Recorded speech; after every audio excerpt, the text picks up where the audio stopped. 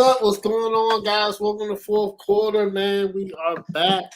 We are live on this wonderful Tuesday.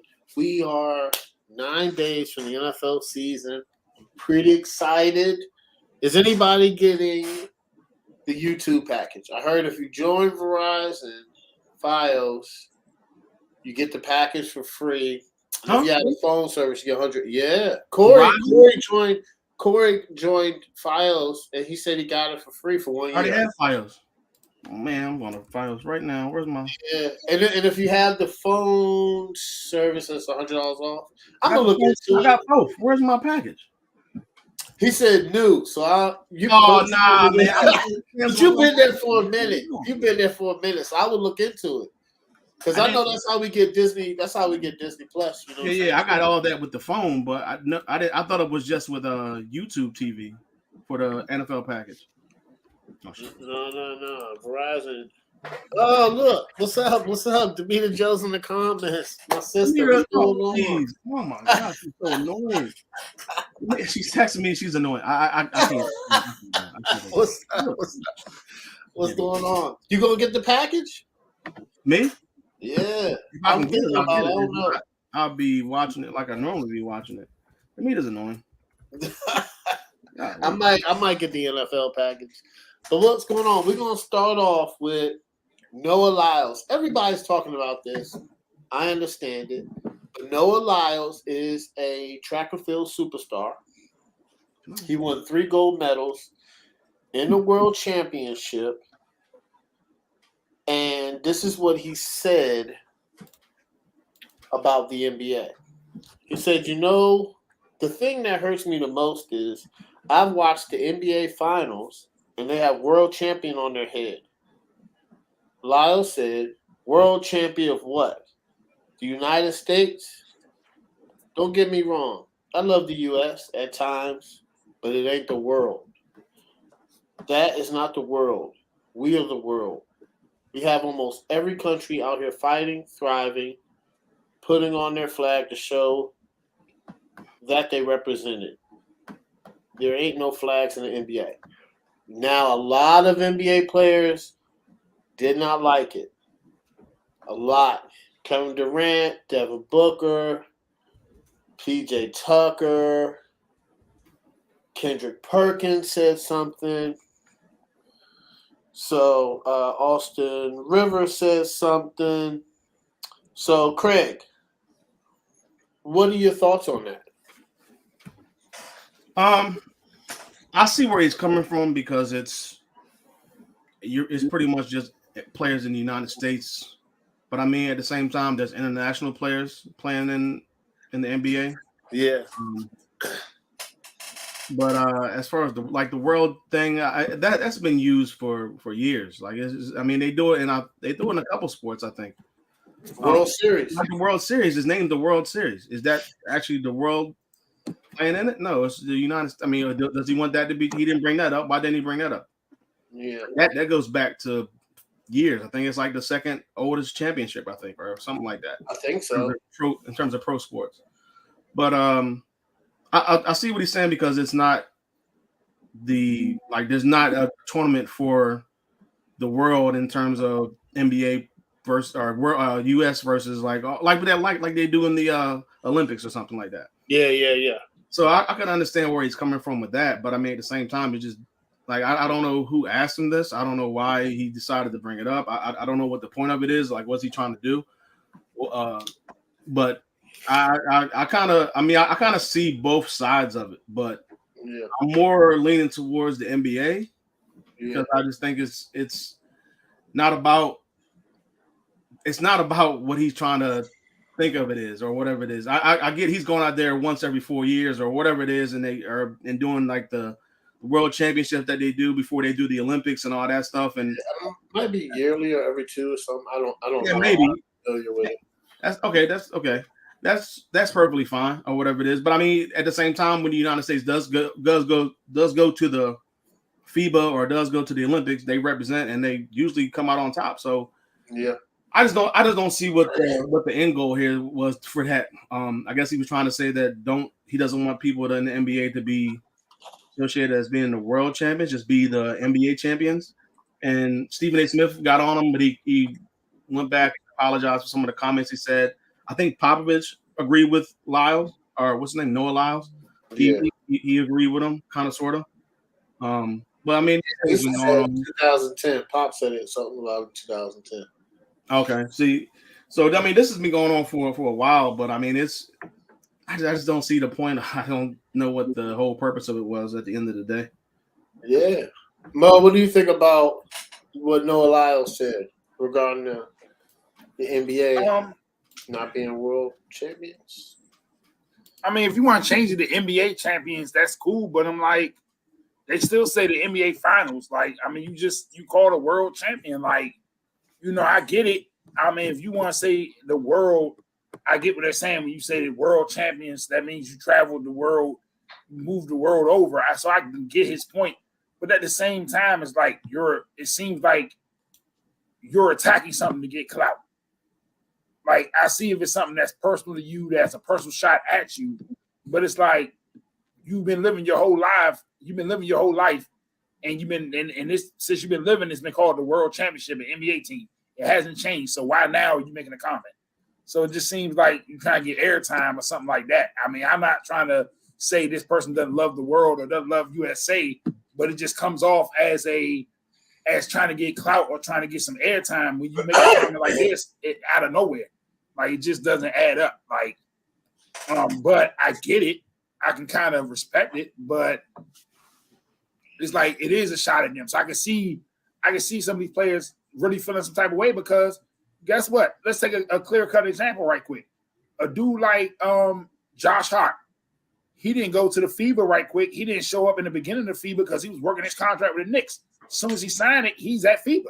So they care about the world championship. They care about representing USA. He could have easily said, you know what, man, Knicks just paid me a fat check. I'm not playing for this.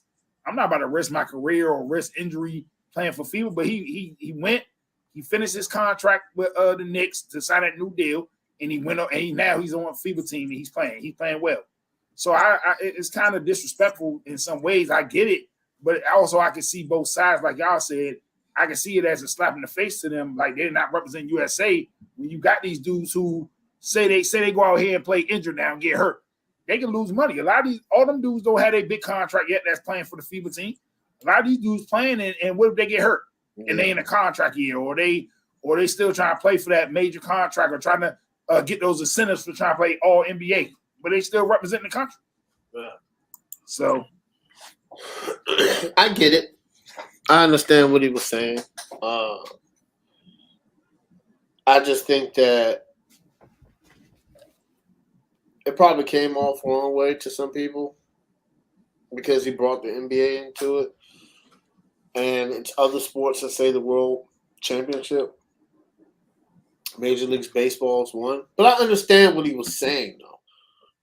I think a lot of people, I just think that I guess it was something that was really bothering him because he just, it's something that had to be on his chest because the way he said it was, pretty thoughtful, and the way he delivered it. So I think that I get it. I totally understand and get it. But I just, I it's the world, man. I get it. I understand. He's feeling himself. He won gold medal. Olympic athletes, against the world. NBA. I mean, the last 5 MVPs weren't United States. So the world does play in the NBA because it's the best players in the world. So, well, he got all the attention he wanted. I know his DMs were blowing up. They had to be. So you got what you want. Mo, let's talk some NFL. Once again, we're 9 days away from the NFL season. I cannot wait. Yes, sir. Guys, Trey Lance, Mo, got traded to the Cowboys. Why? I can't even say Jerry trying to make a splash. I mean, it's puzzling to me because you bring it in here. McCarthy hasn't necessarily been known for like an imaginary mind. You know what I'm saying? So I'm like, I see if it's a coordinator that's been known for, gimmicks and using him in maybe some wildcat stuff. So it's kind of puzzling to me why you bring him in here. I don't know if it's for buzz so that the Cowboys can still be on people's mouths. I don't know if it's truly you see something in him, because let's be honest here, you can see something in him, but that staff might not be able to follow through on it because they might not be here next year. Let's just keep it honest here.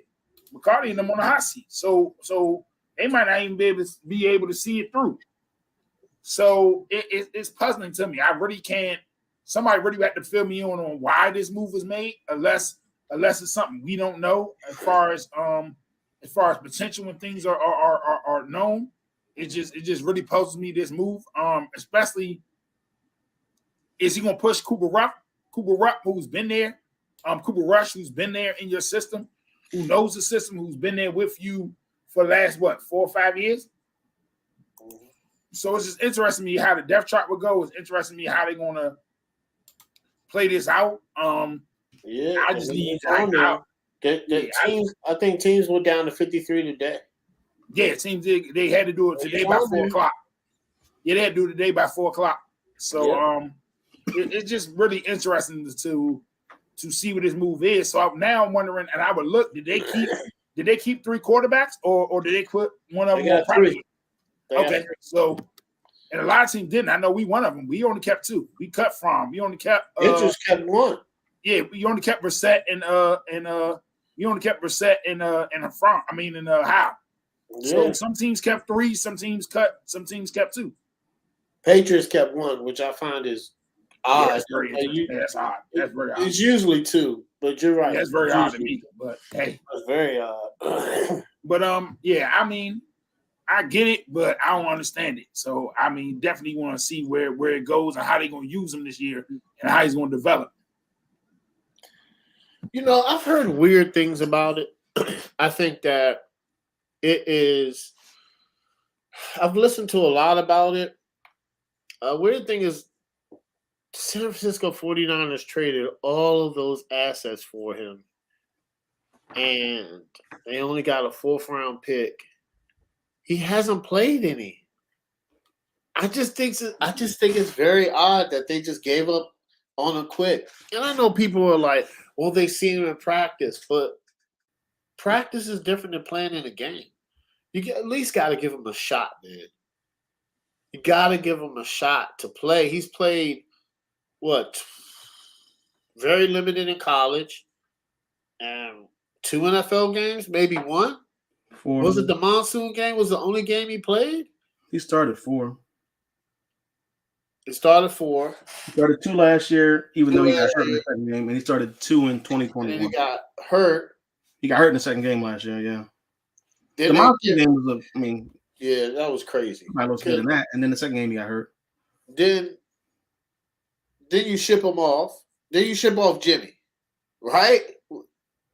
Because you say Trey Lance your starter, and you start Brock Purdy, right? Now you're with Brock Purdy, but we gotta see, because if you gotta see if Brock Purdy's gonna be, good, because the team's ready to win now, and I get it. The timelines don't match.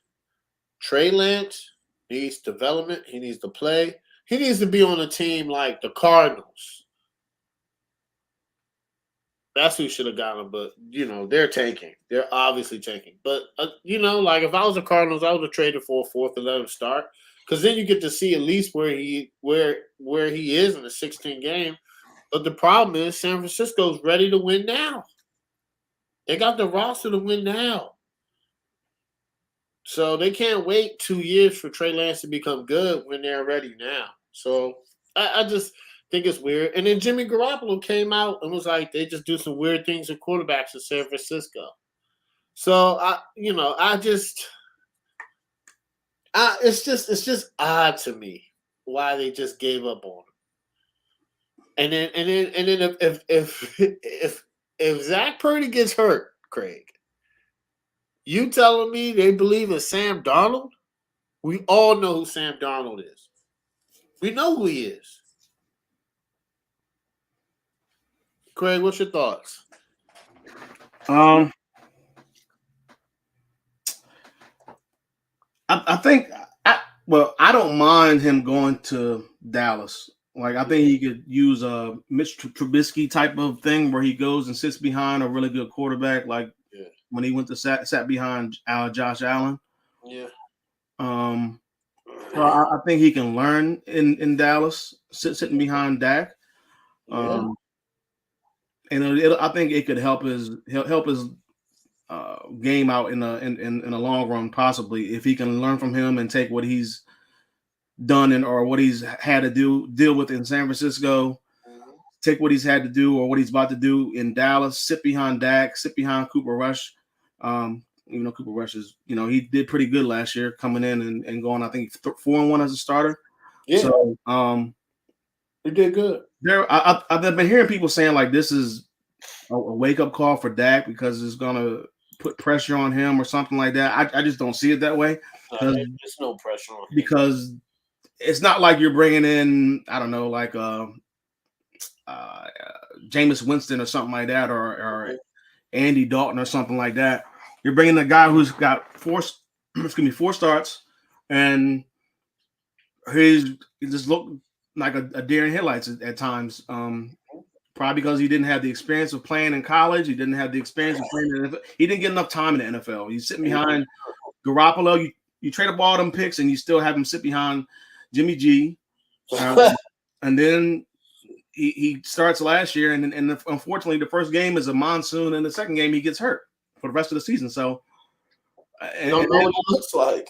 Brock Purdy comes in, and you find lightning in the bottle with him, and it just works out. And the team goes to the NFC Championship game.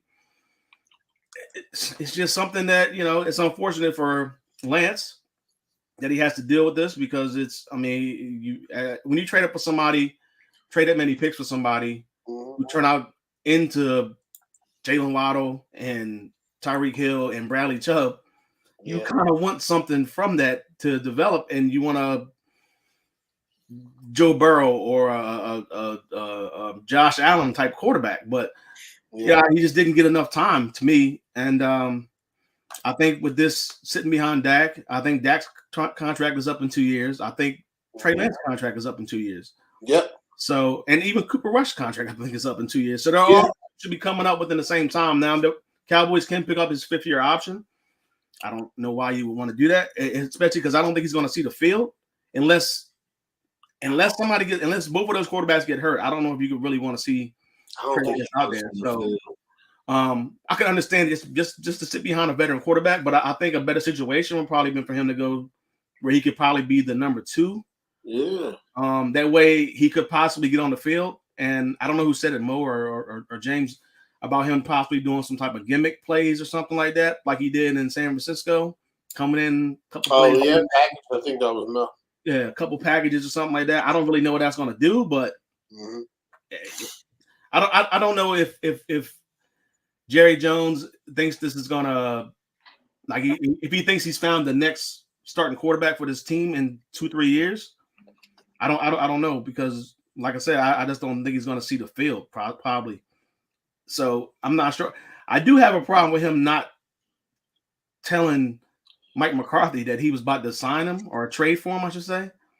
Yeah. I have a problem with that because I can understand him not telling Dak, but it's kind of weird that you didn't tell the head coach. You didn't even pass it along to him, didn't even mention it, didn't say nothing about it. You just went out and traded for him. It's kind of weird to me. Yeah, that's weird. San Francisco, they got nothing back for him after trading up all those picks. That's crazy. Back for him. They could have got Michael Parsons. I mean, I seen a list of like who went after Trey Lance, and it was just like Parsons. It was Chase. You know what? They could have got Mac Jones. It was a bunch of like Mac Jones was fine in this type of offense. It was fine. A bunch of really good players. That Waddle, Devontae Smith. Yes, it was crazy. So that's one of the worst picks I think I've ever. Just because they traded up so much for him. Yeah, and it didn't work out in San Francisco. I hope San Francisco has their quarterback. I don't know if he gets hurt because he got hurt last year, so he was out for a while. He's back now, but I don't know about that backup situation with Darnold.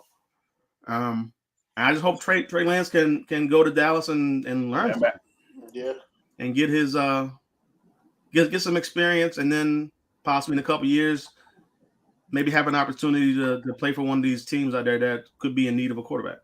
Yeah, I wish he would have got more time. I really hope that he does good. I like him. I think he just needs a shot. Hopefully, this gives him fuel to his fire. Because they said he went home. When they put Sam Darnold over him, he kind of left. He was kind of down on him. You know, quarterback position is all about confidence. So hopefully he's, you know, and I don't think Dak, the way Dak is, Dak's really, really, really good. I don't think he threatens Dak. And if Dak doesn't go back to Dallas, he'll be a free agent at 31. Somebody will give him a bag and get him money. It's Dak Prescott. He's a good quarterback, I think. So, what you about to say, Mo? Now I'm saying something just don't sit right with me. Like either it's him or it's that offensive staff. But it's like when you think of a dude like Shanahan, it's kind of easy to blame it on Trey. It's easy to blame it on him because like you got one of the greatest minds, one of the best, at least one of the top minds we know now currently in the NFL. Mm-hmm. You got great ownership. He had weapons, so it's not like he was lacking weapons. So it's like, what is it about this dude that just wasn't there? Like, where they felt totally comfortable trading him for a 4th round pick like this, just trade him away. So it came out, Mo, that Shanahan wanted Mac Jones and John Lynch wanted Trey Lance. Oh, okay. That makes sense. I mean, that does. And Shanahan didn't like Trey Lance, and, you know. But, you know. That it is what it is. I mean, think about it. Mac Jones fits this type of quarterback. You know, the Kirk Cousins, the Mac Jones. He wants that type of quarterback that just is not gonna, you know, not make mistakes. I wouldn't be surprised if Purdy don't do good this year. They don't go after Kirk Cousins, man. That'll be very weird. Then I'll just start questioning Shanahan. Like, is he that good with quarterbacks? They keep having these issues. Like, is he? Anyway, Craig. Jonathan Taylor's not getting traded. I was hoping he was, Craig. I'm not gonna lie. I was hoping he was in Miami. They offered something for him, but he's not getting traded. So Jonathan and the Colts are not headed towards a split. Craig, what are your expectations for Jonathan Taylor this season? Sees the field. I'm glad he didn't get traded because I got him in a one fantasy league where you got to pick one from each team, and he was on my team. So, and I have Waddle. So if he went to Miami, I'd have to get rid of either one. Oh, okay. Just for that reason, I'm glad he didn't get traded. But yeah, he's on the pup list. He's gonna miss at least four games. Yeah.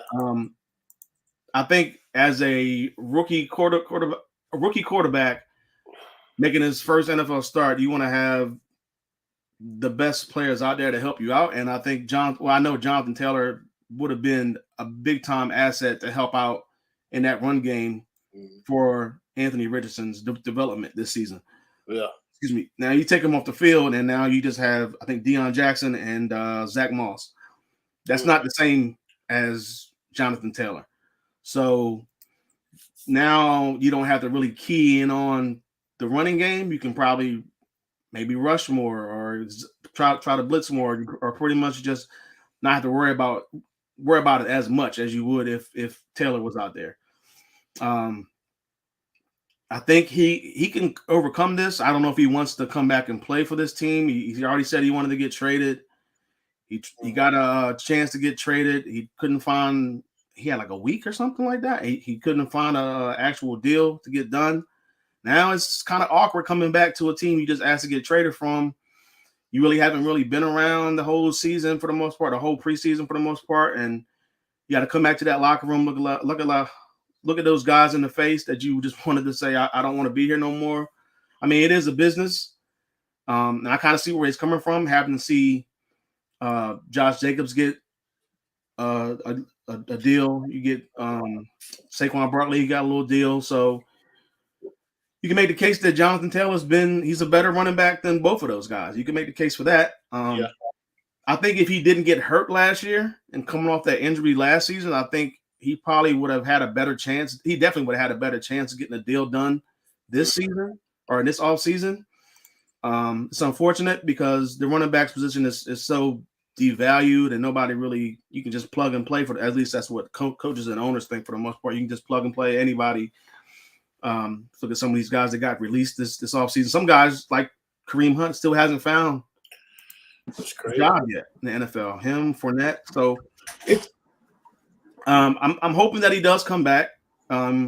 Week 5. I think he's supposed to come back week 5. So I just don't know how much he's going to play, or if he wants to play, or if he's going to sit out, or what his deal is. I think it would be beneficial for him to come back and at least play, just because he is young. But at the same time, if he wants another contract, you want to try to prove to people out there that you're still just prove them wrong, prove the coach wrong, prove the organization wrong. Go out there and then try to negotiate. Is he a free agent after this season? I'm not sure what it's. I should. Taylor? You talking about Taylor, right? Yeah, I think it's the 5-year his rookie year deal, if I'm not mistaken. I think it's the 5-year his rookie year deal. Okay, so they can pick up he doesn't have it. He doesn't have it. Yeah, never mind. I forgot they supposed to pick it up last year, right? His 3rd year. Yeah, they got 1 more year left. So I mean, you come back. This is last year, 2023. Yeah, it's 5 years rookie deal. I would say you come back this season. You try to ball out as much as possible, so that way people around the league who need a running back, I mean, can pay you that $15 million or whatever he wants next year. I mean, I don't think it's going to be that much, but it's possible. I mean, if he gets the right offer from the right team that needs a running back, I mean, if that's what he wants to do, he wants to get paid. I think this is a perfect time and opportunity to show people what you're made of and go out there and prove the coach wrong and show them why you are worth the amount that you're looking for. So could they franchise tag him? I'm so sick of that franchise tag, man. That thing's gotta go. It's ridiculous. If he balls out, that's what they would do, I think. But he doesn't have to sign it though, right? He doesn't have to sign it. No, he doesn't have to sign it. No, he don't. But then you know how that goes, man. Yeah. You don't want to miss no time. Like Le'Veon regrets it. Yeah, that's a lot of people keep bringing up Le'Veon Bell, but I'm like, I think this guy, he's younger, and he had a really great season before he got hurt last year. He did. So I think Bosa's still sitting out, right? And Chris Jones, yeah. Yeah, I think they said Chris Jones said something of the sort, like something on the lines of like he would sit out the week 8 or something like that, or something like crazy. That's what they said. You got to come back by week 9, right? Something like that. Yeah, you got to. Yeah. I think they both get something done. I think San Francisco gets something done. And Chris Jones said he wants to get the Aaron Donald money, and they're like, we can't give you that. No, he didn't play to that level. I mean, I'm sorry, he's played well, but I don't think he's played to that level. That's what he wants. Comparison's not there. No. To me. Damn, they said the you have franchise games. He's done well, but you have wrecked games on the level Donald has. Like that's just I'm not with that. Oh wait, I'm sorry. The franchise tag for running backs would be $13 million next year. It was 11 this year, wasn't it? Like it was like 11 or 10 point something or 11. It's going up. That's his projection. So I don't know. With the Taylor when he won at 15, 16? Yeah, he won like 14 between 14 and 16. I think he wants. I don't know if that's happening, brother. I mean, it's right there at close to what he wants. It's just not a long-term deal. But, yeah, I don't, because it's gonna be it's gonna be that's gonna be interesting. Mm-hmm. But Mo, what do you think, Jonathan Taylor? What's his expectations? You think he balls? Like it's a rough situation, and I hate to say it, but it's almost on the plane of Harden. It's like after all of this, do you play? Like how do you look at your teammates or the ownership? How you look everybody in the eye and play ball with everything that happened, because it really, I hate to use a youth term. I hate to use a term like this, but it's almost like the coach played in his face. You know what I'm saying? It's like, you waited this long. Did you really think you're going to get a deal? Did you really think teams going to take the bait of you saying, oh, we need a first-round pick or some picks that equal a first-round pick, and you finally come out less than 20 days before the NFL season and say you want to trade this man? Like, they really think they had the offers. They had somebody might throw you an offer, but obviously what the Dolphins threw out there wasn't good enough. So it's like you basically playing around with this man. Like, so now you basically put him in the trick bag because he's still on the pup list.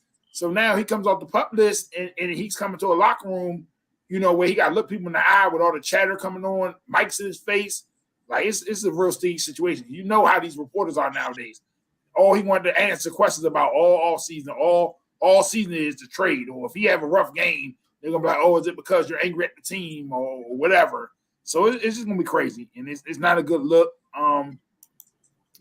But, I mean, I wouldn't be surprised either way. I mean, I know my time watching Jonathan Taylor at Wisconsin, and even now he's been a stand-up guy, but this is a totally different situation. So to me right now, I'm in the middle. I wouldn't be surprised either way at what he does.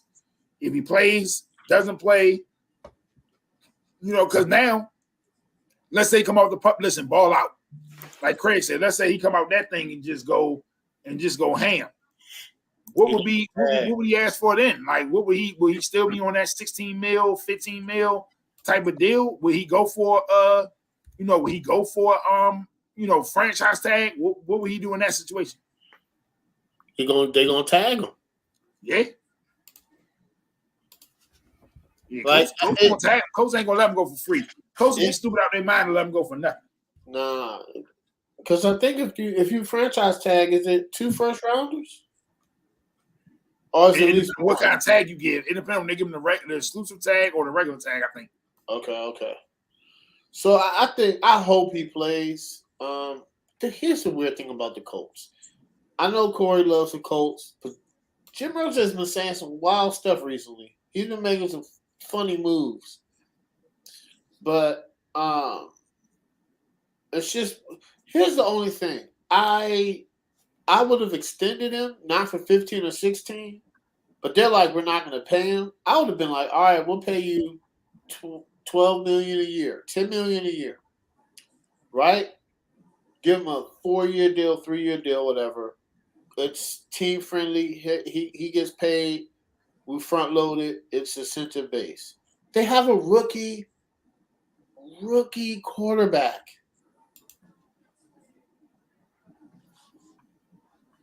They should pay him.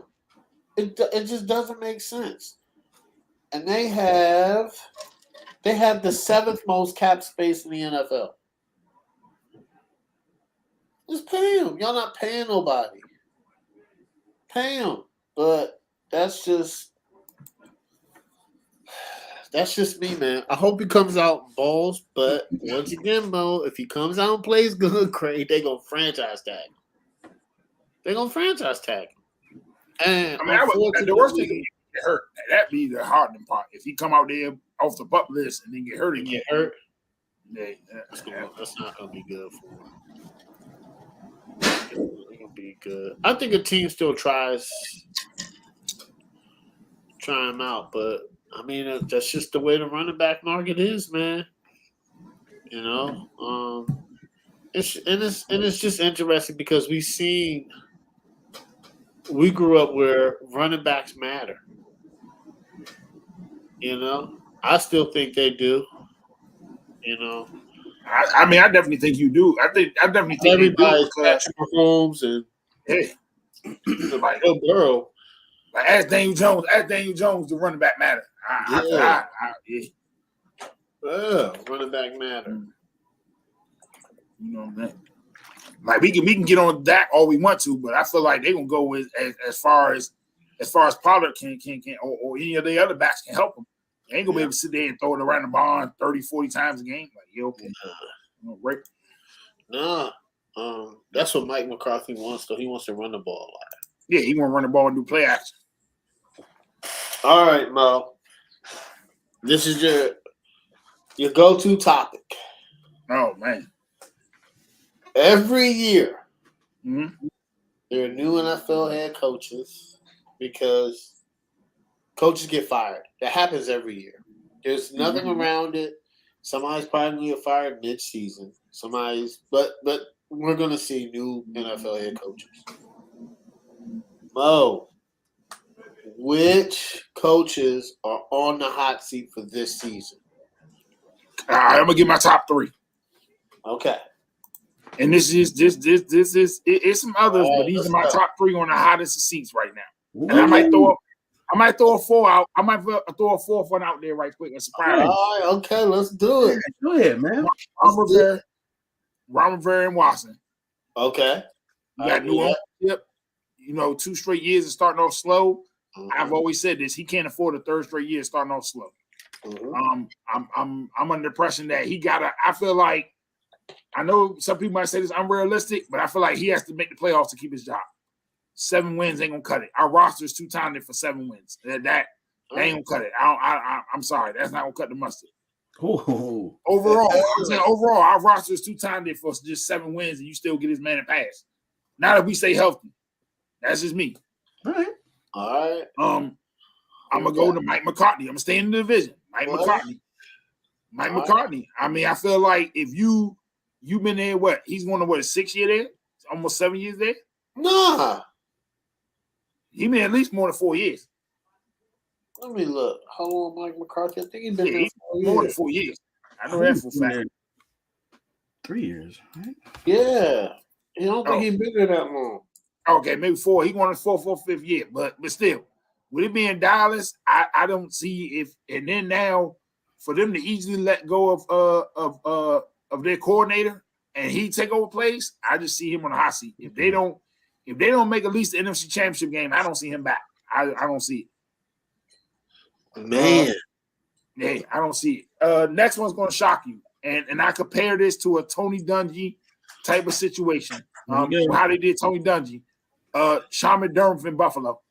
I feel like you've been there long enough. If you don't get over the hump this year and at least get back to the AFC Championship game, I don't see them keeping him. I can see a surprise fire if he don't get back to the AFC Championship, at least to the AFC Championship game. If they get put out in the divisional round, I wouldn't be shocked if they let him go and start over or put a new dude in it or a young dude in it, almost like how Tony Dungy was done. Maybe it might be time for a new voice. Yeah. And another surprise one, and this is gonna shock you. I'm not gonna be shocked because of the money and because of the weapons. John Harbaugh. Man, what? In Baltimore. I mean, look at this. You just paid. Listen, I understand this, but watch what I'm saying here. You just paid Lamar all that money. You brought these weapons in. Yeah. And if they don't make the playoffs, I understand the talent, but in the AFC, do we really say it's far-fetched for them not to miss it? Do we say it's far-fetched for Baltimore not to make the playoffs in the AFC, even with the weapons there? It's not like people say, you crazy that they don't make the playoffs. I mean, the AFC Lamar wins 75% of his games. Yeah, so it's hard. Yeah, and for what you just paid them and you don't make the playoffs, I can see it being taken out on the coach. I don't see you just saying, "Oh, you've been here long enough." Oh, you want? You can't take out on Lamar. You done gave him money. All right. So if they don't make the playoffs, I can see them gone. That's my wild card one. If they don't make the playoffs. All right. Okay. All right, Craig. What coaches do you have? Look, man, I got 11 of them. But hold on, man. They're not all on the like the hottest of the hot. Okay, so we got some warm seats in there. There's temperatures of this, man. All right, so like with the coolest ones, I do agree with Mo, Sean McDermott, but it's not. I got him I got him with it was like the burner. You put it on like 1 or 2. Yeah. I got him on it because he's been there for a while, like Mo said. Pretty much everything Mo said. He's been there for a while. He's had all this success in the regular season, but when it comes to the playoffs, especially after what happened last year, they got blown out by Cincinnati. That can and all this talent, like this team's ready to win now. They just can't for some reason get over the hump. But I got him on my list. This might put it out there, right? Shock people, but I got Robert Salah on there. He's in the same position. Forgot about that one. As McDermott. you go out and you get I'm not going to explain everybody like this, but you go out and you get the former head coach from Denver last year and bring him in as your offensive coordinator. Yeah. You go out and you trade for Aaron Rodgers. Everybody thinks just like the Broncos were supposedly last year, a quarterback away. The Jets are a quarterback away, and everybody keeps saying it. There's all this hype around this team and everything like that. There's so much like everybody's all pumped up about it, and this reminds me of fantasy football. It reminds me of when they brought in Brett Favre. Everybody was pumped up. Brett Favre unfortunately got hurt. They were on their way to win do something possibly, but they got hurt. So I got Robert Salah on my list. Now those are my like a nice two. Now we're gonna crank her up a little bit. I got Bill Belichick. Mainly just because of what's been happening in the last couple of seasons. Last year not having the OC, which is weird. So he's just making some weird moves. I got Matt Eberflus. How do you say his name? Eberflus. Yeah, him. Yeah. Just because of the moves that they made this offseason on both sides of the ball. I think he's got a little bit more time because the team is young, especially the quarterback. So, but I do have him on the list. I got Dennis Allen in the same position. The Saints are, I mean, pretty much by default, they're the best team, I think, in the NFC South. So they can't go. They just went out and got a quarterback in the offseason. There's no, I mean, I get Alvin Kamara is going to miss like the first 3 games, but they still went out and they got Williams from not Detroit last year. Yeah, Detroit. And we had all those touchdowns. Yep. They still have Olave. They're getting back Michael Thomas. The defense is still good. Jimmy Graham. Yeah. There's no. They got. Oh my God. They went off. He's older, but okay. So there you go.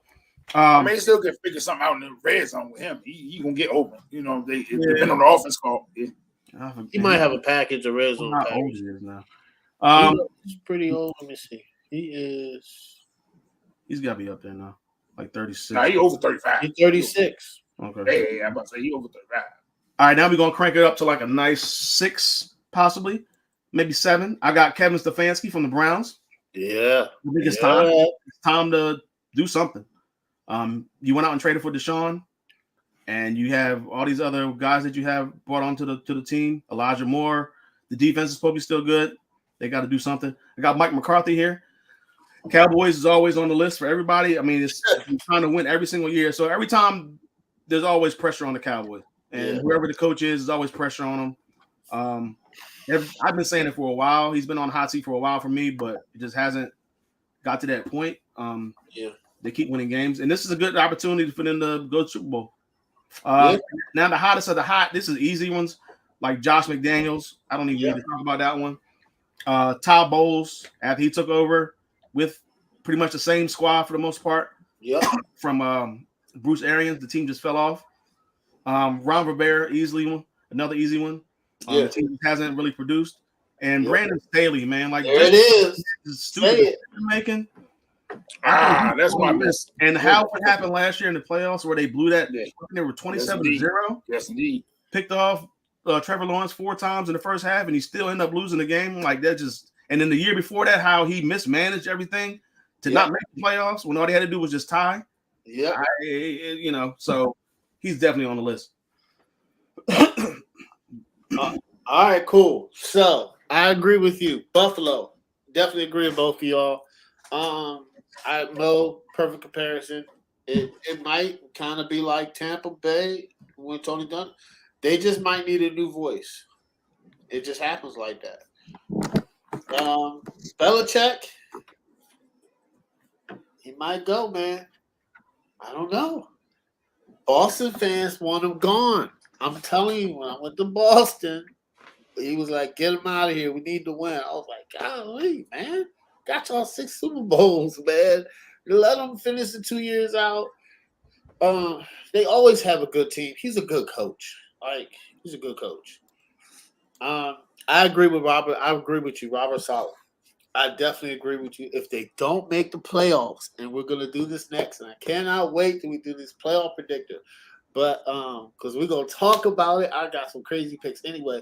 Robert Saleh. And you know what somebody said? Shout out to Nick Wright. I believe Nick Wright said it.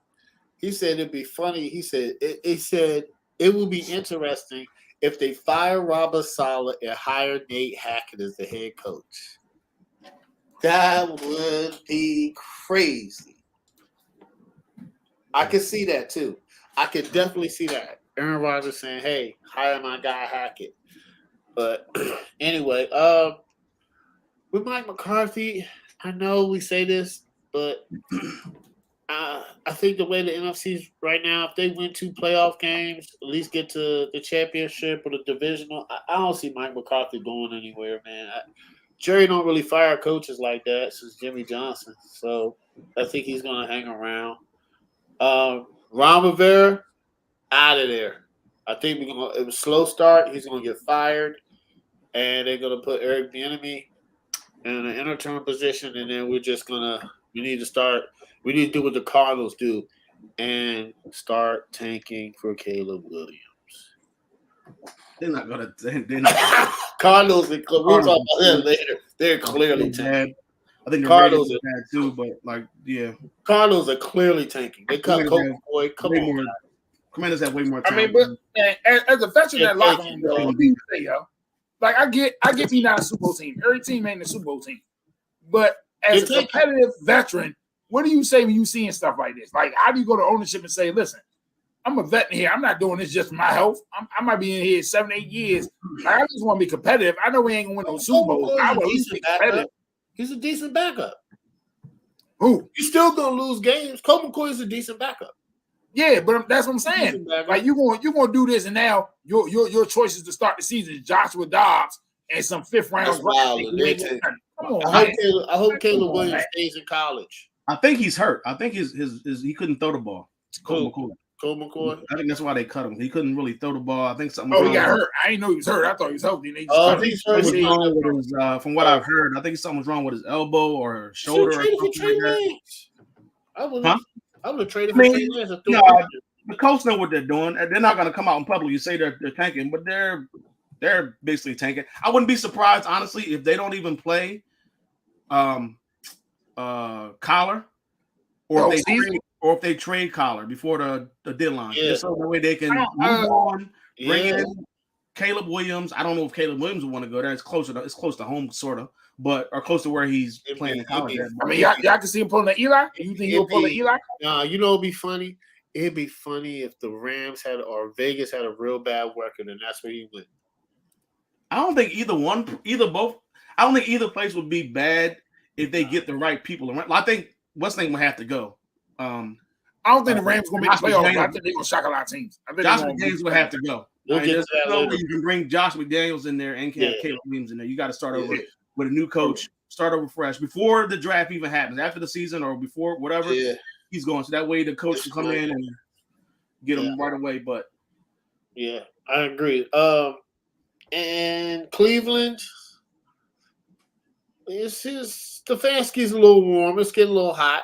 Yeah. It depends how I think they're in one of the toughest divisions in the NFL. That AFC North is tough. They can win 8-9 games and still finish fourth. They can win 8-9 games, bro. They can win 8-9 games and still finish fourth. It look good and still not make it. I kind of agree with it. I think the Atlanta head coach too. Watch out for that if they have a bad year again. What is third year? What is his third year? Third year. He going his third year? They don't have a quarterback, but we'll see. Yeah, because he had Matt Ryan his rookie year. Then he went with then he had Ritter in them last year. Yeah, it's his third year. Yeah. So be mindful. I agree with New Orleans. If New Orleans don't make the playoffs, especially in that division, you don't make the division. You don't make the playoffs in that division. You gotta go. Tampa Bay's an interesting one because I don't think they're gonna have a good one, and they're gonna probably fire Todd Bowles. But Bruce Arians is there, but I don't know. They're probably gonna fire Todd Bowles. I think that might be Staley. I agree with you on Brandon Staley. And the way my playoff prediction is, I miss when they get fired. Yeah, here we go. I'm right here. Yeah, I'm gonna go. Here we go. All right, we're going by division. Hey, we doing the fantasy sleepers first, or we skipping that? Oh yeah, let's do that. That's right. Let's do that. Are Are we still doing the what you call it? The Pressure. yeah. Yeah. So we're Oh, gonna teams with the pressure. Oh, yeah. fantasy. Craig, what sleeper fantasy picks? Oh, before we go, I had my draft, and this is my team. I'm gonna say my team. All right. I got Deshaun Watson. My running backs are Aaron Jones, Cam Akers. My wide receivers are Jamar Chase, Jalen Waddle, Chris Olave, Amari Cooper. I got Evan Ingram as my tight end. Denver defense was a great matchup week 1. On my bench, I got Khalil Herbert, James Cook, Jacoby Myers, Brandon Ayuk, Daryl Mooney, and Zay Flowers. That's my team. What's my grade, Craig? Who's the backup quarterback? I don't have one. I might get a. I like it. I think the running backs are a little bit. They're sketchy. I went zero. The wide receivers are you got to have the best wide receiver group in the whole league. You have to. Yeah, the second pick I got Chase, and it came back to me. I got Waddle. Then it came back to me. I got Olave. Yeah, that's a good wide receiver group. Yeah. And then I got 10, 12? Huh? How many teams? Yeah. That sounds like that would be like a 6 or 8 team league when you have those. I went 4 receivers the first 4 picks because like 5. I thought I was going to be able to get a good running back. I thought I was going to get a good running back because it was a snake draft. So if there was like Tony Pollard or Nick Chubb there, I would have got him. But I was like, damn, man. I got a chance to get Jalen Waddle and Olave back to back. Yeah. I was just like, and I've never done this before. I did this one time and I had a good record where I went wide receiver heavy. So this is going to be a very interesting. This is going to be very interesting. So anyway, all right, Craig, let's get to your sleepers, man. For quarterback, I got Jordan Love. I'm high on Jordan Love this year. I've been getting him a lot lately, and a lot of like late. Ooh, Jordan Love. Late, like as my backup, but I think he can probably be. Need to write that down. He could be a really good starter for me, if need be. I got Jared Goff as well. I think Jared Goff's gonna have a really good year, especially when Jameson Williams gets back. Yep. Even though he's been having trouble catching the ball, but that's just another weapon he can throw the ball to. He already has some really good weapons out there as well. I've been getting him late too. If I don't get Love, I'll get Goff. If I don't get Love or Goff, and then sometimes I just get Pickett is my other one. I like Pickett. Pickett. He's not my favorite out of these 3 that I picked, but if he's still on the board and I need a backup quarterback, I'll just go ahead and get Pickett. My running backs, I've really been liking White from Tampa Bay. I don't know. I just think he's the only running back there. I think he's going to be catching the passes as well. He caught some balls last year out of the backfield. So I'm high on Ricard. How do you say his name? White. Rashad. Yeah, I was about to draft him. I was about to use Rashad. I think he's going to be. Hopefully, I think he's going to be pretty good. My other ones, I got Rashad Penny. I think Penny could be okay if he stays healthy. That's the only thing. He has to stay healthy.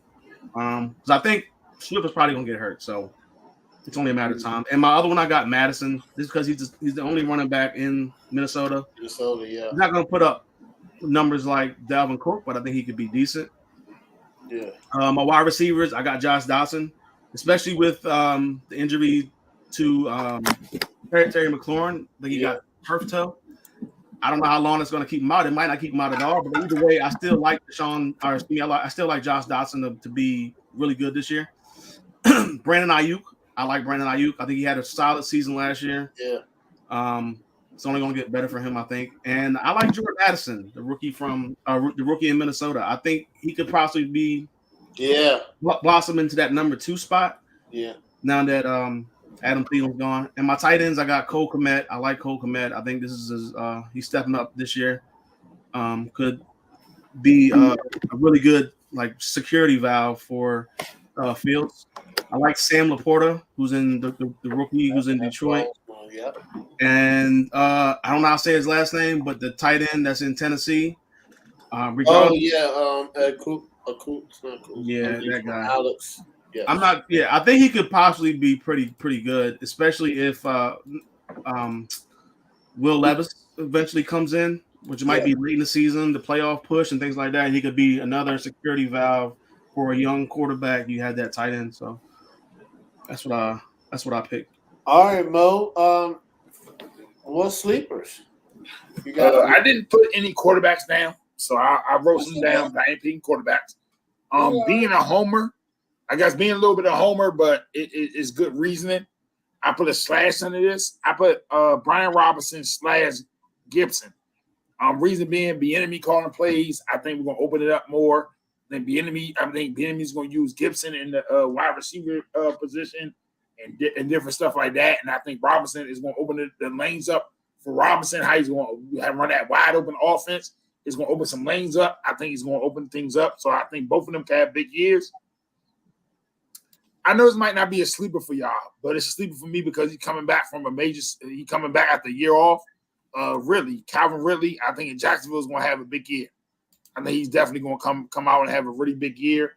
And also, I agree with Craig. I like Addison. I think with everybody really focused on Jordan Jefferson and and then Hawkinson at tight end, I think it's really going to open up. I think it's really going to open up Addison in the slot, and depending on how to use him, I think he can have a really big rookie year, depending on how to use him. My bad. I did pick a quarterback. And I know for some this might be a sleeper, but I think in a new situation, chip on the shoulder, I think Derek Carr can have a pretty big year. Okay. I think Derek Carr can have a really big year. You got how he was done in Oakland, how he was done in Vegas, with everybody doubting him and then how Vegas handled the situation. I think he can have a chip on his shoulder. He can come out and have a really big year. Tight end, I picked two of them. I picked Jake Ferguson in Dallas as a sleeper. I think out of Wisconsin. I think with Dallas running, if how McCarthy's going to run the ball and then run play action, and then you got Cooks, Gallup, and Lamb running around, I think it's going to open up some lanes for him. And then I like the tight end out of Pittsburgh that came out of Penn State. I like him. I like him as a sleeper. Fair move. Yeah, fair move. I like him as a sleeper as well. Okay. All right. So everybody got sleeper defense. Anybody got sleeper defense that they think could be? What sleeper defense would you pick? I don't know. Defenses could be. I don't know. Yeah, defense kind of. Yeah, it's kind of. This is the last pick. I picked Denver based on the matchup against Vegas. Denver's going to be good, I think. Their defense is usually fantasy. They're pretty. Haven't their defense been top 10 the last 3 years though? They've been in the top 10 the last 3-4 years, haven't they? Yeah, they got a good defense. I've seen them in a lot of leagues. They're not like a top 10 defense in terms of how they're ranked. At least not on if I'm right now. Oh, numbers. Okay, gotcha. Right now I'm on Yahoo doing a draft now, and they're 11th. Something like that. But statistically though. Oh yeah. You might be right. Yeah, I think the Saints. I would pick the Saints. Saints were gone. I tried to, Craig. They got a real easy schedule, yo. That definitely that too. Yeah. And they playing a lot of rookie quarterbacks. Their schedule is crazy. Yeah, they're playing that. Yeah, you're right. They got the whole NFC South and the AFC South. That's yeah. They somebody picked them right before me. I was like, and their defense is that good. Yeah. My sleepers is I picked some of them, but I didn't do the sleeper quarterback. I think Deshaun Watson might have a decent year. I like Jared Goff. I didn't think about Jordan Love. Jordan Love is pretty bomb. Jordan Love is. I'm gonna definitely look out for him on the and Kenny Pickett. Derek Carr scares me because I picked him last year and I was irritated. But I was irritated. But I had Devontae, but I ended up dropping Derek Carr. Man, he lost me some games. For running back, listen. I think Cam Akers is gonna have a good year. And I think Khalil Herbert too. He's another person that I got. Uh, I think he's the only running back. There's no competition. Also, Buffalo, James Cook. It's another running back I think that's going to get a lot of carries because there's nobody else there. So I think that's good. For receivers, Brandon Ayuk. And listen, I got Jacoby Myers last year, and the reason I got him this year is because Jimmy G doesn't throw the ball deep. He's gonna be hitting Jacoby Myers and Hunter Renfro. That's what he does. And I like Zay Flowers out of Baltimore. Yeah, I think he's gonna have a really good year. Tight ends, Sam Laporta from Detroit. Um, I know Dante Kincaid got picked. I'm not as high on Dante Kincaid. I would rather get Ferguson or Laporta. I think they're going to have really good years. So I like y'all pick with that one. And yeah, I guess that's it, right? Tight end, receiver, running back, quarterback. Yeah. All right, guys. Before we go with our picks, Craig, we're going to talk about who has the most pressure on them this year and why. And then we're going to go down by division. I'm going to say who I think is going to win from fourth to first and why, then Mo, then you. But all right, what teams you think have the most pressure? All right, so this was one of the segments I was going to do, one of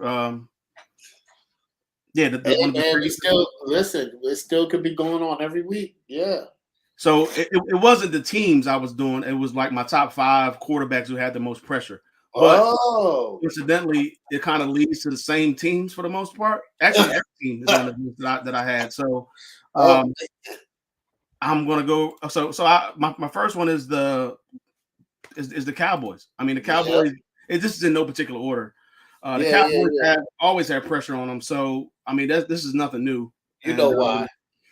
They're the Cowboys. I mean, they get so much attention. So I mean, it's Jerry Jones being a limelight.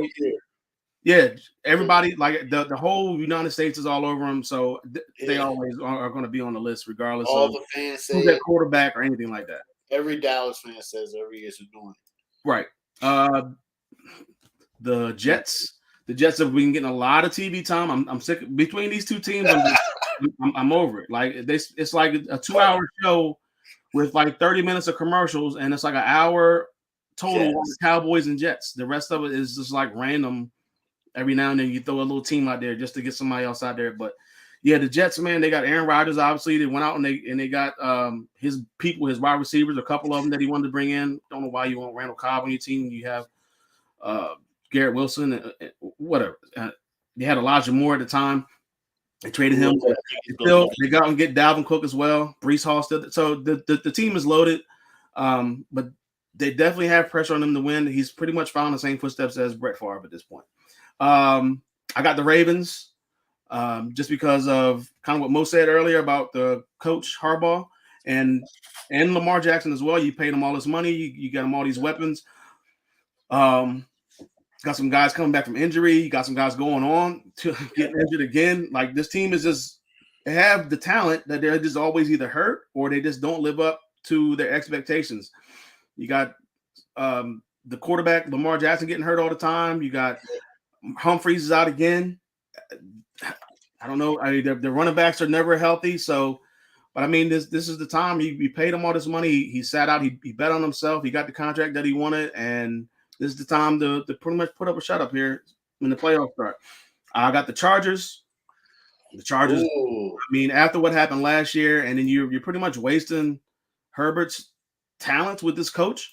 They have Eckler at running back. They have 2 good wide receivers who, when they're in there, they're really good. They just always get hurt for the most part. And you went out and you drafted Quentin Johnson, who's going to be, I think, a really good wide receiver. And then the defense, you spent all that money on that defense last year, and they weren't even that good, especially J.C. Jackson, who I think, looking back on it, he was overpaid for.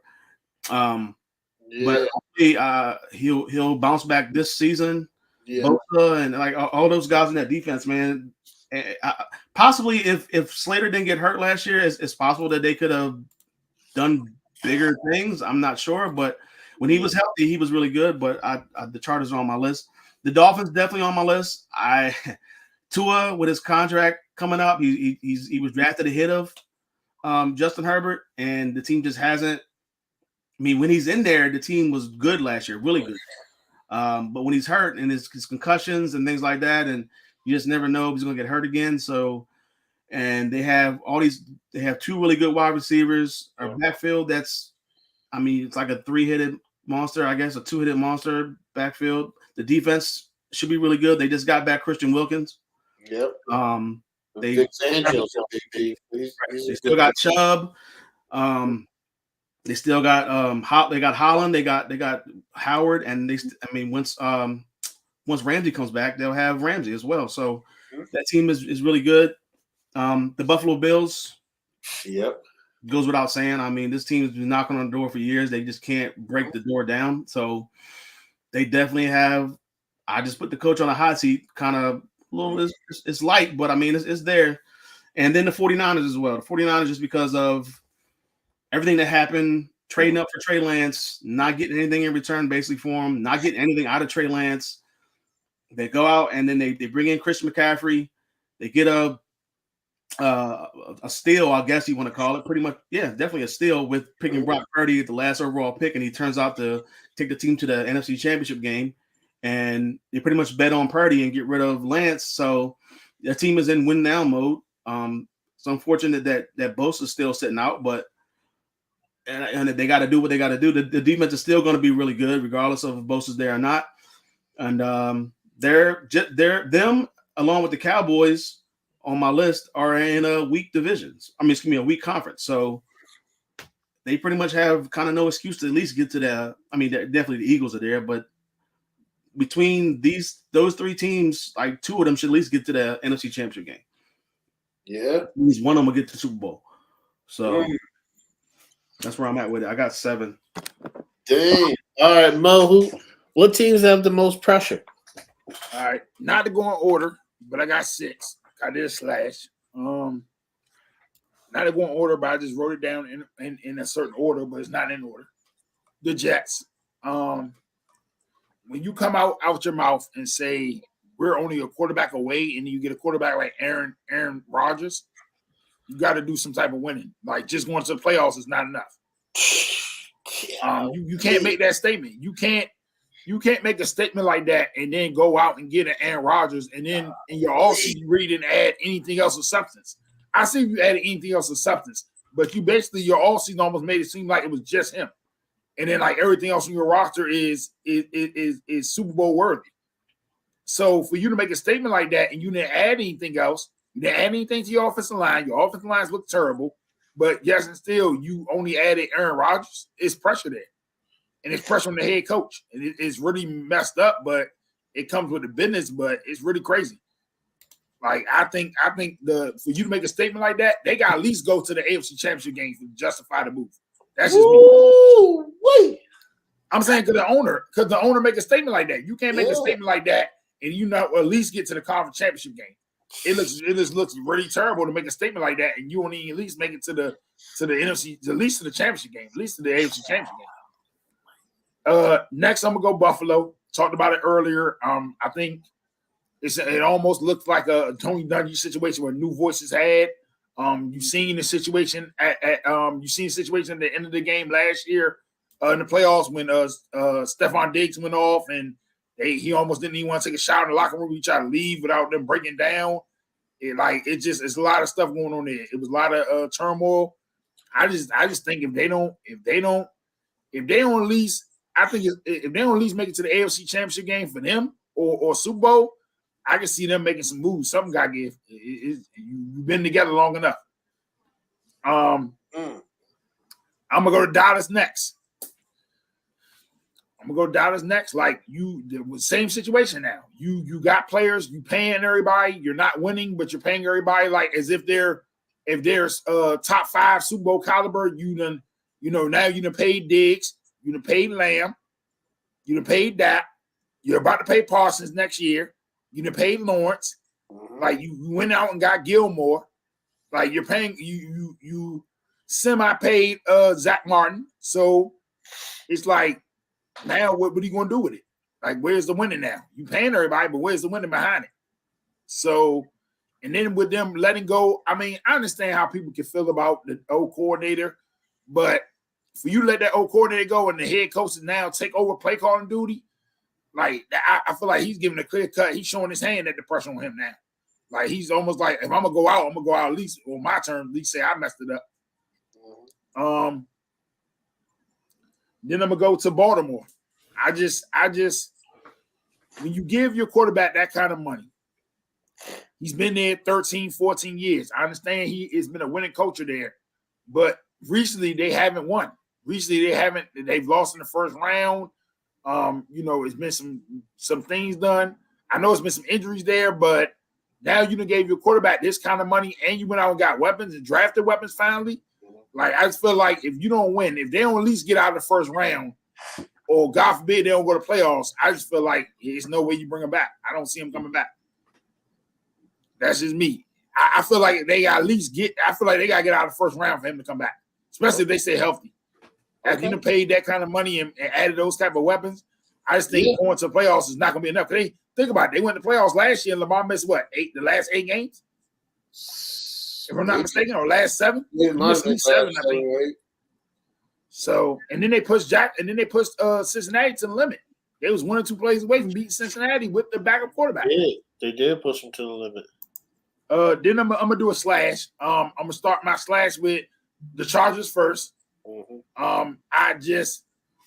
That coach has been poor time management, poor team management. And then now when you bring in the offense coordinator that they brought in with more, when you bring this offense coordinator they brought in now, you gotta win. Like, think about it. You didn't lose that game because your offense. Your defense is terrible. Your defense just was piss poor. And for you to bring in the offense coordinator now, you a DC as a head coach, you bring in the offense coordinator as if you blame it on the offense. Like you gotta, the heat is on. Like you gotta do something. And I don't even think just playoffs is good enough for them. But I don't even got to make it playoffs, but I'm gonna leave that for next segment. And then I'm gonna say New Orleans. You keep your head coach. You bring in a Derek Carr, who is a top 15 quarterback in this league, and you're in the easiest division probably in the NFL. I mean, no offense to nobody, but you in the easiest division in the NFL, and you clear cut got the best quarterback in the division. Like, it ain't even close. Like, you got the best quarterback in the division. You got the best quarterback in the division, and the quarterback that's played the longest. Because what in the division you play Baker Mayfield, a rookie, and then another dude who's going to be a second-year starter, first-year starter. Yeah. And Ritter. So like it's no way you not win this division. If they don't win this division, forget a Black Monday. I'm sorry. I wouldn't even let them get back on the plane. I wouldn't even let them finish say your speech. You can finish your speech, but you gotta go. Yeah. That's how easy this division is. If you don't win this division, it ain't no way. There's no way you can explain that. Like, I no disrespect, but this division is no way there's no way you don't win this division if you New Orleans. It's just hard pressed for me. Unless you just got crazy injuries. You just had to have the injuries to not win this division. All right. I heard both of y'all. I agree with every one of y'all, actually. Buffalo, when you talk about Super Bowl banners, they're on the list. The Jets. They're talking. Dalvin Cook said something today. Yeah, Super Bowl is it's in our sight. Like, wait. We're gonna get to it next. But a lot of these teams that are talking about Super Bowl or bust aren't gonna get there. Some teams not even might make the playoffs. It's just a fact. Cowboys every year. That's Jerry. Comes out, he says it every year. Then you got people on TV like Skip Bayless and Michael Irvin saying we're going to the Super Bowl. Every Dallas fan says it. Every Dallas fan I know says they're going to the Super Bowl. So Dallas is always going to be on the list. Besides that, besides that, I don't really think there's too much. I mean, you have some teams like New Orleans. There's some pressure on there. San Francisco is some pressure. But yeah, those are teams. Miami, Tua. You have to stay healthy. We've seen it in spurts. So I definitely agree.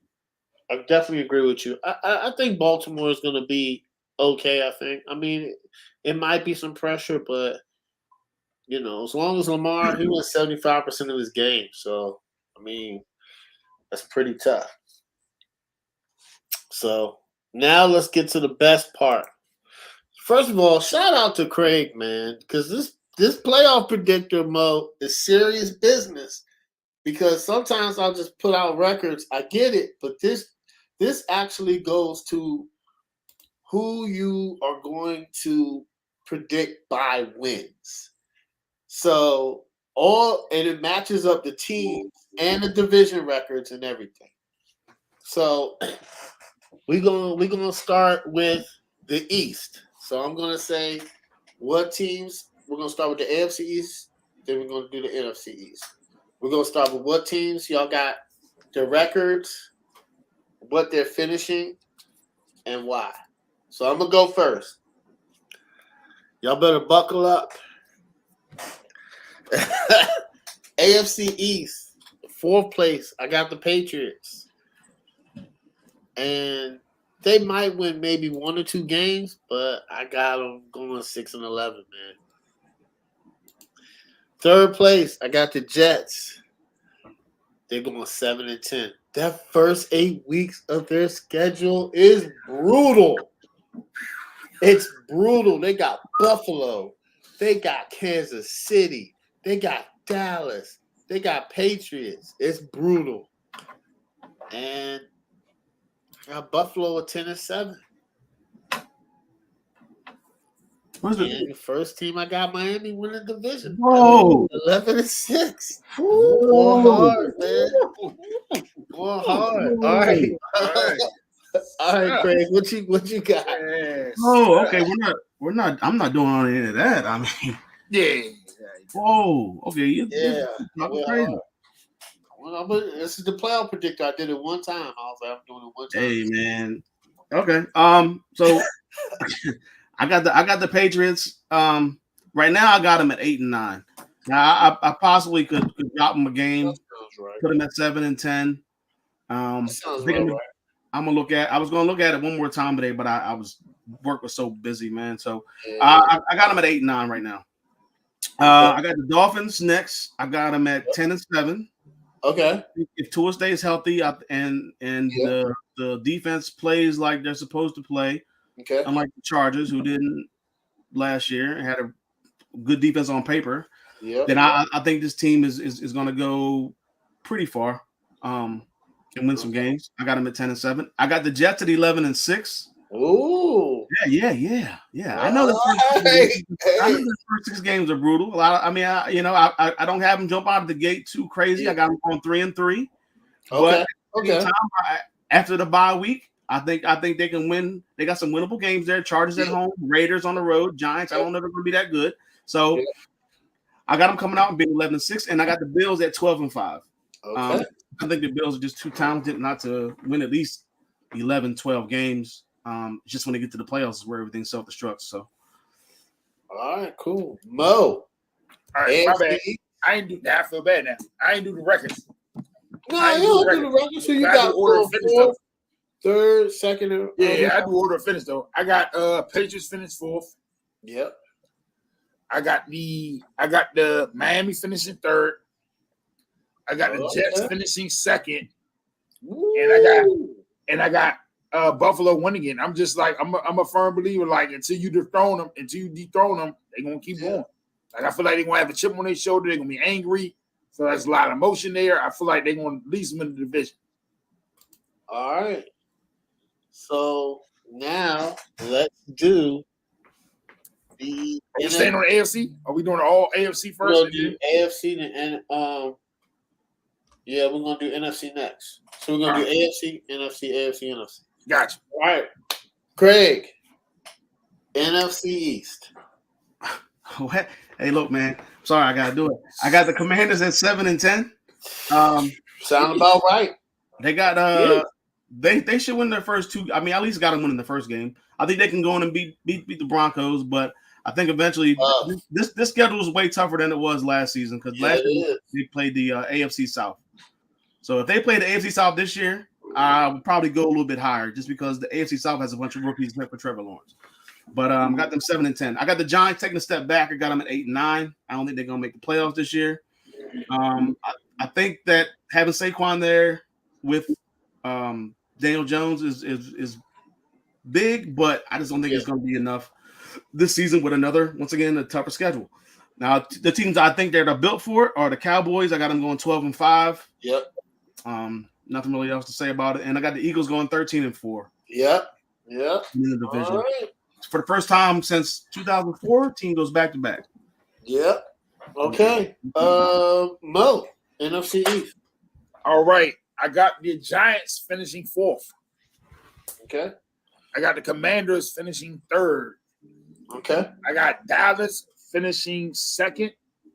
And I have the Eagles first time back-to-back. I got the Eagles, like Craig said, I got the first time back-to-back in a long time. Yeah. I got the Eagles winning back-to-back. I don't think they're going to go, they went 14-2 last year or 13-3? Eagles win. I know we beat them and then somebody else beat them. 4, I think. No, 13-4. I don't know if they win 13 games again. Let me say this.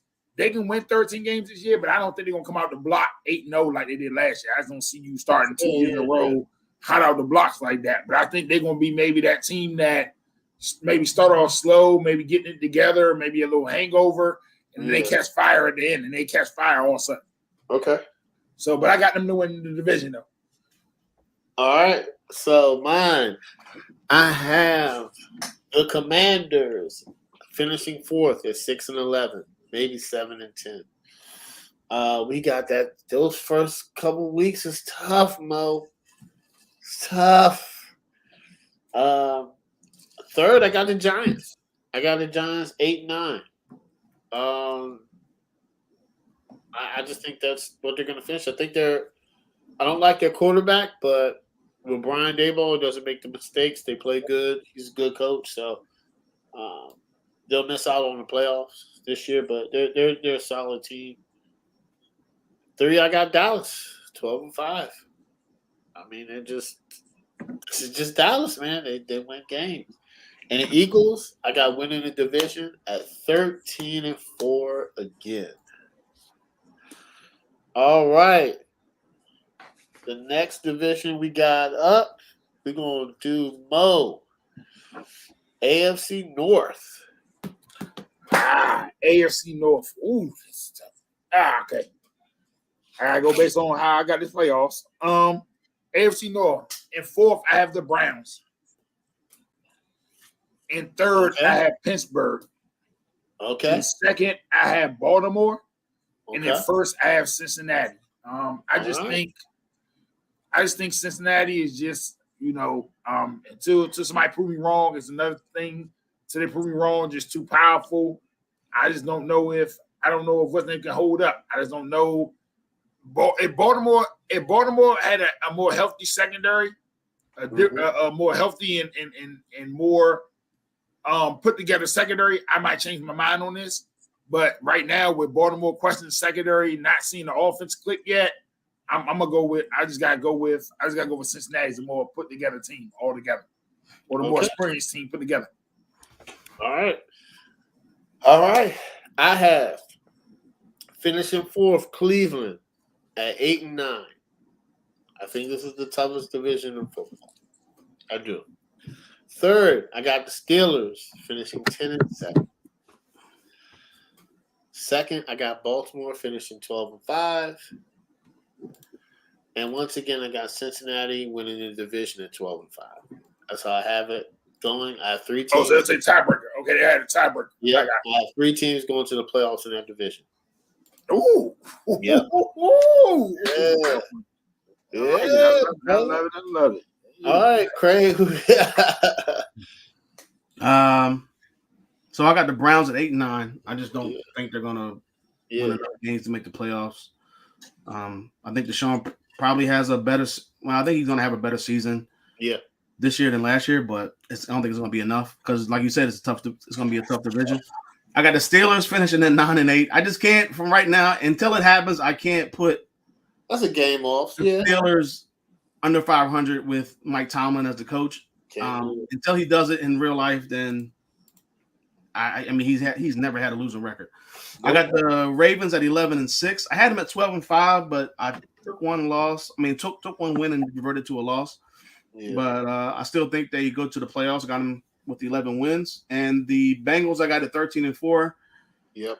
I know the offensive line is iffy, but I just think there's too much talent there, and I think this is probably the last year that the Bengals are going to be together in terms of the wide receivers that they have with Higgins and Chase and Boyd. I think Boyd's contract is up this year, so could be wrong. Same thing with Mixon. I don't know. There's iffy things about him, but yeah, Boyd's contract is up. I think T. Higgins' contract's up. Yeah, so I just don't know what they're going to do there. So I think this is the time that the Bengals go out there and ball out this year. All right, and I'm gonna start back with you, and we're gonna do that NFC North. Right? Okay. Well, I got the Bears. It might be a little bit too many wins, but I got them at 5-12. Okay. I think they're still a ways away. Some people are saying the Bears might be a borderline playoff team. I don't see it, but they might be like a year. I had them at 12-5. I was like, you're wilding out. I think I got them. They might be like a year or two away. So I'm going to hold off of that and just say they're going to be 5-12. The next team I got is the Vikings. Actually, there were a lot of close games last year. The defense wasn't that great, and I don't know, man. I'm just not a believer in the Vikings. There's no more Dalvin Cook, so they already lost TJ. The security blanket, another one. Adam Thielen's not there anymore. But I mean, they do have Addison, they do have Jefferson, but I just got them at 8-9. The Packers, I actually had the Packers making the playoffs. I got them at 9-8. 8-2. I'm a fan of Jordan Love. I think I'm just high on Jordan Love. I don't know if a lot of people were doubting him. I was even doubting him, but I think playing behind or getting time behind Aaron Rodgers will help him out. And I got the Lions at 10-7. Their defense was terrible last year, horrible. But I think their offense is definitely really good once Jameson Williams gets back. Yeah. The offense is going to take going to go to another level. But I got him at 10-7. All right, Mo. All right, so I'll go into this and give a little extra spice to it. In last place, I'm gonna go the Bears. Okay. In third place, I'm gonna go the Green Bay Packers. In second place, I'm gonna go the Minnesota Vikings. Okay. And the winner of the division, the only team coming out of the North in the playoffs in my bracket is gonna be the Detroit Lions. Ooh. Okay. Ooh. All right. I have fourth place, the Vikings. They're gonna finish fourth. Gonna be 7-10. I got the Bears doing pretty good. They're gonna be around 8, 9, 7 wins, around there, right? They're gonna be third. I got the Packers finishing 10-7, making the playoffs, and I got Detroit at 10-7, winning the division. I just think there's no like dominating team, so they're gonna have like a lot of records that are close. So I can see the Vikings going 8-9 or 9-8, or I can see Bears going 7-10. But it's not gonna be like, that division is, it's no like standout winner. All right. I'm gonna start with the AFC South. All right, this one to me might have been the easiest. Maybe both the Souths were easy. Fourth place, I got Texans finishing at 3-14. Then I got the Colts finishing at 6-11. I got the Titans finishing 6-11. I feel like something's gonna happen. An injury's gonna happen to somebody. And this might sound crazy, but I got Jacksonville at like 14-3. They gonna win. They gonna win like four. They gonna win their division. They win 6 easy games in their division. They have an easy schedule, man. I know what they got, man. Yeah. Either if they don't win 14, they're gonna win 12 plus. They're gonna. I'm telling you, man. They're gonna have a good year. They're gonna have a good year because their schedule's easy. There's gonna be like the Eagles last year. Watch. I believe you, man. Have an easy schedule, man. All right. Mo, who you got for the AFC South? Who we AFC South? Yep. All right. So in fourth, I got the Tennessee Titans. Yeah. I mean, no, my bad. I got the Houston Texans in fourth. Yeah. I got the Indianapolis Colts in third. Okay. I got the Tennessee Titans in second. Yeah. And I have Jacksonville winning the division this year. Yeah. All right. I think Jacksonville's going to win the division this year. I just think so. All right, Craig. I got the South. I got the Texans at 4-13. Yeah. I got the Colts at 5-12. Yep. I might drop that off because of Taylor, but I don't know. I got the Titans at 7-10.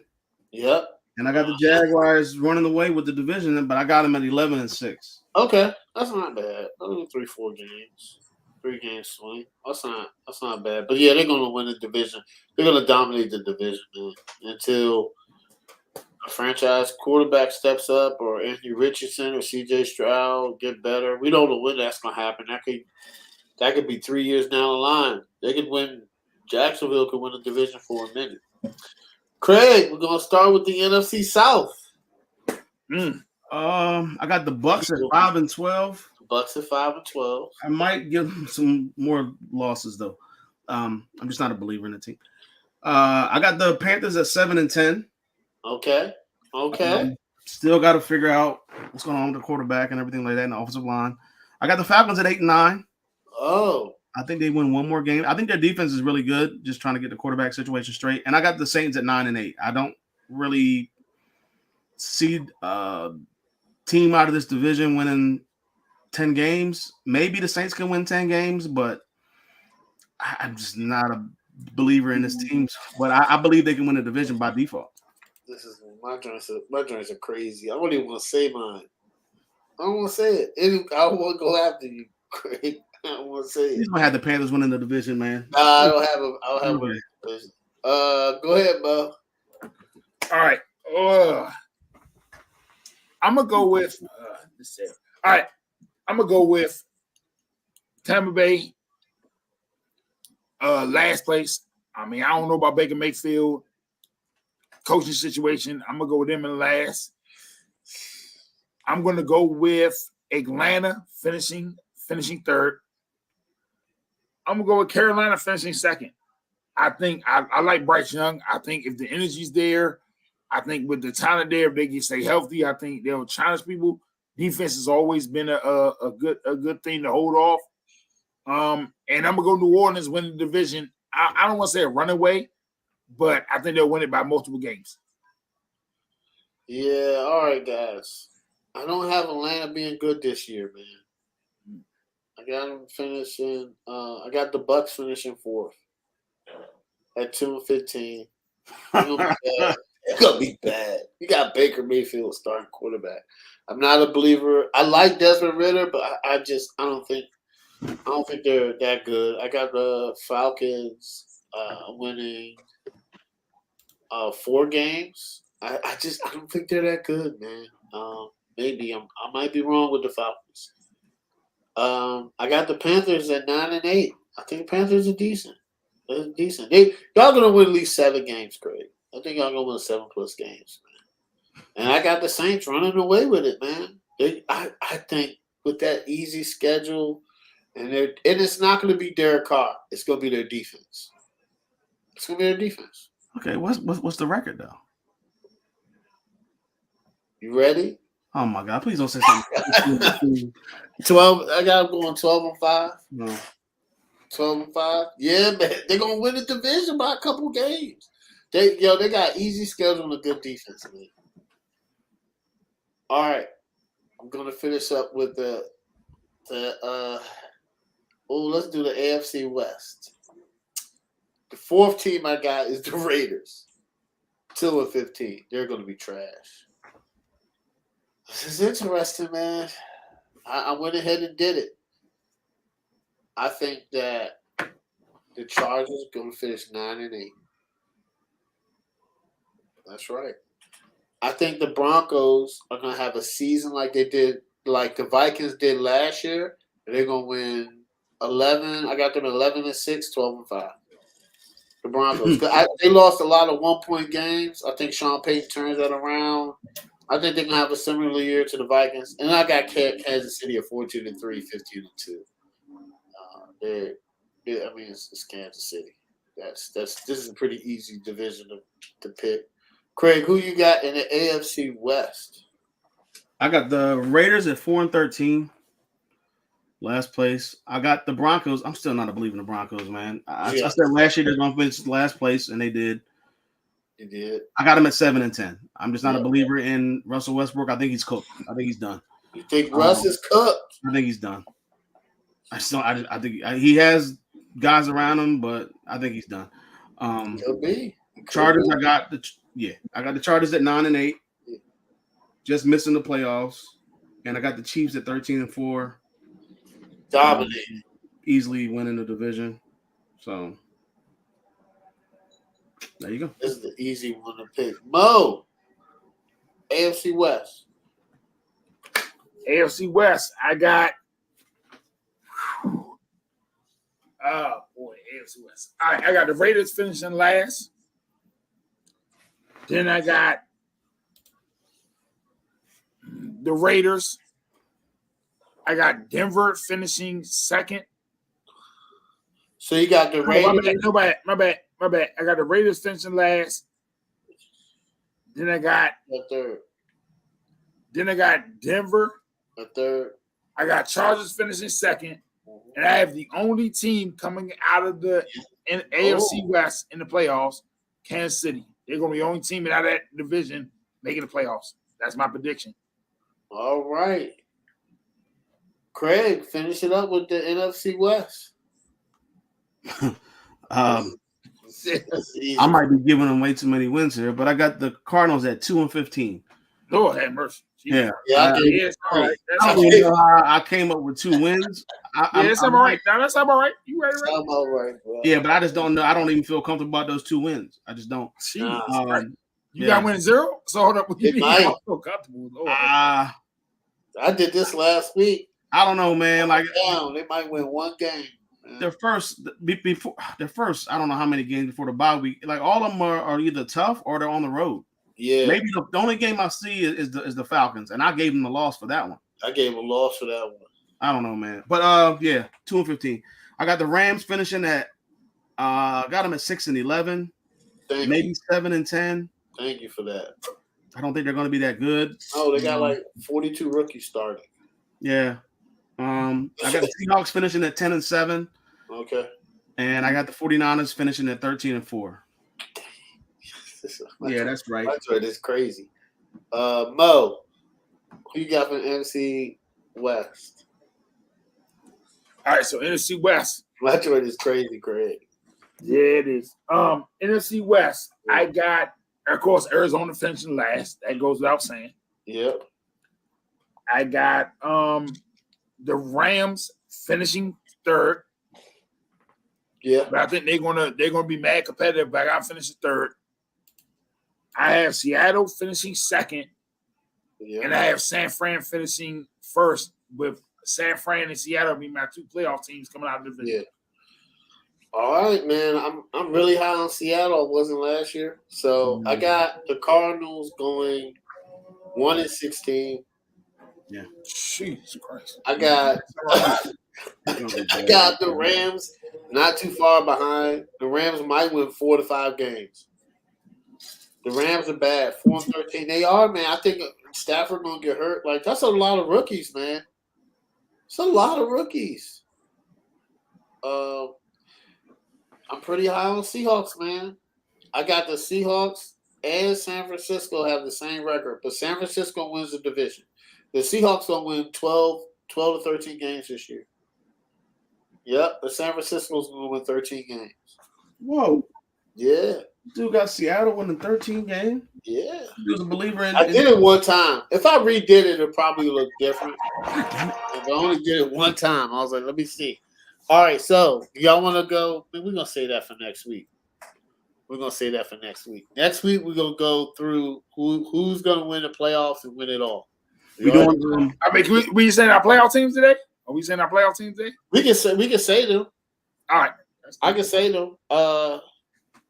Go ahead, Craig. What's your 1 through 7 seed for the AFC, and then your 1 through 7 seed for the NFC? All right, so for the AFC, and I know there's supposed to be all these teams, like 6 teams make the playoffs and all that. I couldn't do it right now. But right now I got the Bengals at 1. Okay. I got the Chiefs at 2. Okay. The Bills 3. Okay. And the Jaguars at 4. Now I might be inclined to flip Jacksonville and Buffalo, but as of right now, that's how I got it. I got 5. I got the Ravens. Okay. 6. I got the Jets, and 7. I got the Dolphins. And I just went through the playoffs. I got the Chargers. All right. What's your NFC? 1. I got the 49ers. Uh-huh. I don't know why. 2. I got the Eagles. I got 49ers 1, 2, man. I don't know, man. I got the Eagles 2. I got the Lions 3. Yep. I got the Saints 4. Yep. Cowboys 5. Yep. Seattle Seahawks 6, and the Packers. I got them at 7. Yeah. All right, Mo. Me and yours. All right. AFC. Who? AFC. I got Cincinnati 1. Okay. I got Kansas City 2. Okay. I got Jacksonville 3. Okay. Buffalo 4. Okay. The Ravens 5. Okay. The Jets 6. Okay. And I got Miami 7. All right. What's your NFC teams? And Chargers on the outside in. I got Chargers not making it. In NFC, I got Philly 1. Okay. San Francisco 2. Okay. Lions 3. Okay. New Orleans 4. Okay. Dallas 5. All right. Seattle 6. And then my surprise, I got Washington 7. Leave them out. Go do it. Don't do it. You're gonna be disappointed, man. All right. So my AFC, my 1, I got the Chiefs. I'm not taking a look at the 1 seed. 2, I got Jags. 3, I got Bengals. 4, I got the Dolphins. 5, I got the Ravens. 6, I got the Broncos. 7, I got the Steelers. I think the Steelers get it this year. Oh, you got Bills not making playoffs? Nope. 10-7, right outside. Oh. Whoa. Yeah. Yeah. Right outside, Lord have mercy. Let's go. This is what this is about, man. You gotta throw it out there, man. Throw it out there. This is a calculated risk, man. All right. And I got 5 new teams. What, you have 4 new teams making the playoffs, Craig? Yeah. Yeah. Mo got 4. Yeah, I got 5. Probably the difference is probably the Denver Bills, probably. Yeah, I'm not doing that. All right. My NFC, the 1 seed is San Francisco. My 2 seed are the Philadelphia Eagles. My 3 seed are the Saints. My 4 seed are the Lions. My 5th seed is Seattle. 6th seed is Dallas. 7th seed is the Packers. I think the Packers are going to surprise a lot of people this season. But, all right, now next week, we're going to go off who wins the playoffs. And then who do y'all have winning the overall Super Bowl and why? So, All right, guys, that's a wrap. You can see us next. Oh, you know what? You know what's coming up next week? What? Who you got? It's gotta Yeah. be. Who you got? Yeah. Yeah, who you got She's coming back. up next week? We got to pick the top man. games though. We got to pick the Yeah, top we games. gonna have the playoff predictions. We gonna have Hold who on, you I gotta got look. because Look at the schedule. it'll be Tuesday the 5th. Yeah, How many games? the season How many games you gonna put on? Who you got? How many games you gonna put on? There? A couple. I gotta look at this. I was looking at the schedule earlier. She's back, Hold guys. on. It's some good games. Who you It got? is. Hold on. The Miami Chargers. That's gonna be a good game. Well, of course, we gotta do Lions Chiefs. We gotta do Lions Chiefs. Of course. It's some good games. Do we do all right? So do we do San Francisco and we can't do San Francisco. The Dolphins and the Chargers are gonna be a good game. Yeah, Dolphins Chargers. The Bills and the Jets. Nah, I don't know. Do we do Dallas and Giants because they're both playoff teams last year? 49ers and Steelers is gonna be a good game. Bills Jets. It's gonna be a good game. Yep, we gotta do Bills, Jets, Giants, Cowboys, Dolphins, Chargers. Yeah, we can put those 4. Yeah, we can do 4. Eagles and Patriots might be a good matchup too. No. I don't know, man. Patriots. Listen, you can say what you want. Patriots always play good games, man. Belichick having in the beginning. That's fair. You know what I'm saying? So yeah, we're gonna talk about it. We might do 4 or 5, but yeah, man. Who you got? So who you got is next week. Don't worry, and I'm gonna have some sounds. Don't even worry. I'm bringing it. I'm bringing it when the season starts, guys. This is it. So we're gonna see everybody next Tuesday at 7 p.m. Right. Peace.